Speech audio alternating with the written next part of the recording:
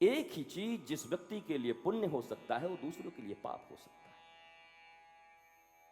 है। एक ही वस्तु तुम्हारे लिए जो सुखकर हो सकती है किसी और के लिए दुखदाई हो सकती है। शुगर जिनके कम है उनके लिए मिठाइयां वरदान हैं, पर शुगर जिनको ज्यादा है उनके लिए जहर है। मिठाई तो वही है। इसलिए निर्णय कैसे करोगे कि क्या उचित है क्या अनुचित है? यह सार्वभौम नहीं होता। सामूहिक तौर पर नहीं बताया जा सकता कि क्या उचित क्या अनुचित, क्या धर्म क्या अधर्म। यह व्यक्ति विशेष के ऊपर निर्भर करता है। इंडिविजुअली तुम्हारे लिए बताया जा सकता है कि तुम्हारे लिए धर्म क्या है। एक एक व्यक्ति अपने आप में ब्रह्मांड है। जय भांडे सही ब्रह्मांडे। रामकृष्ण परमहंस कहते हैं जो इस भांड में है वही ब्रह्मांड में है। जो भांड न समझ पाया वो ब्रह्मांड को खाक समझेगा। जो अपने शरीर को न समझ पाया, अपने भीतर की वृत्तियों को न समझ पाया, अपने भीतर न झांक पाया, और भीतर कहने से भी बड़ा अद्भुत बात है। सब कहते हैं भीतर झांको, और बेचारा आंख बंद करके झांकता है तो कुछ नजर ही नहीं आता। घबरा कहता भीतर है क्या? और भीतर भी वही है जो उसने बना के रखा है। जो बिलीफ्स हैं, जो परंपराएं हैं, जो बचपन से उसे सिखाई गई हैं, भीतर भी तो वही भरा है ना। वही लोभ है, वही कामना है, वही वासना है, वही नारियों के पिक्चर हैं, वही पुरुषों के पिक्चर हैं। चारों तरफ नोट दिखाई पड़ रही है। एक बड़े प्रतिष्ठा पर तुम बैठे हुए हो, सबसे ऊंचे पोस्ट पर तुम आ गए हो, चारों तरफ तुम्हारी जय जयकार हो रही है, सब तुम्हारे पीछे चल रहे हैं, तुम इस दुनिया के मालिक हो चुके हो। सबके भीतर तो यही है, इसके अलावा है क्या? इसलिए जब कोई कहता है आंख बंद करके ध्यान करना, करेगा क्या? ये बेकार है। अरे तुम्हारे भीतर में तो वही सब चीजें, उन्हीं का ध्यान आ जाएगा, उसी लोभ का, उसी पाखंड का। भीतर जाओगे कैसे तुम? भीतर है क्या तुम्हारे?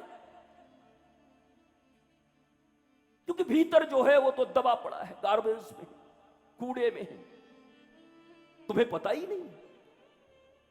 मुंबई में बैठा एक भिखारी 40 साल से भीख मांगकर गुजारा करता, सड़ा हुआ, 2-2 पाव रोटी खा के, डबल रोटी खा के दुर्गंध आते थे, मर गया। म्युनिसिपल वाले आए, सोचे अरे इस एरिया में भी दुर्गंध है तो इस जगह की थोड़ी खुदाई कर दें। 2 फुट की खुदाई की तो नीचे से सोने से भरे हुए संदूक निकले। उसको पता नहीं था 40 साल से जो वहीं बैठ करके 2-2 रुपए की भिक्षा मांगा करता था, भिखारियों का जीवन जिया और बैठा था अरबों रुपए के ऊपर, उसको खुद खबर न थी। शायद ऐसी ही हालत हमारी है। हम बाहर बैठे, हाथ पसारे, कभी किसी के सामने, कभी माता के सामने, कभी पिता के सामने, कभी पत्नी के सामने, कभी मित्र के सामने, कभी नेता के सामने, कभी अधिकारी के सामने, कभी उनके सामने, कभी सेठ जी के सामने, हाथ फैलाए खड़े, मुझे दे दो, कुछ दे दो। और जो लोग कहते हैं आपके दया से मुझे किसी चीज की कमी नहीं गुरुजी, बस मैं प्रेम चाहता हूं, तो हो तो भिखारी ही ना। क्योंकि प्रेम तो तुम्हारे भीतर ही भरा होना चाहिए। प्रेम से तुम लबालब होने चाहिए। प्रेम तो इतनी बढ़ जाए कि तुमसे निकले और लोगों के बीच जाए। प्रेम ही मांग रहे हो तो इतने महान क्यों बन रहे हो? क्या है कि हमको रुपए पैसे से मतलब नहीं है। हाँ, हम प्रेम के भूखे हैं। भूखे ही हो ना, रोटी के हो चाहे प्रेम के हो, अंतर क्या पड़ता है?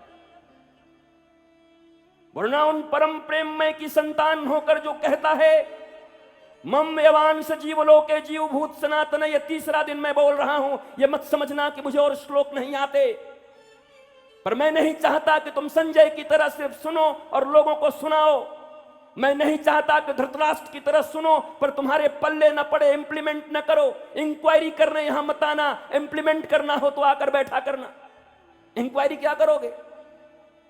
कौन से मुझे तुमसे रिश्ते जोड़ने हैं? कौन सा तुम्हारे घर मुझे आना है? कौन सा मेरा बहुत बड़ा परिवार है कि बेटी का शादी करना है, फिर बेटे का विवाह करना है, तुमसे मैं रिश्ते जोड़ूं? इंक्वायरी मत करो, कुछ नहीं मिलेगा। पहले से 1000 कूड़े थे, 2 कूड़े और लेके चले जाओगे।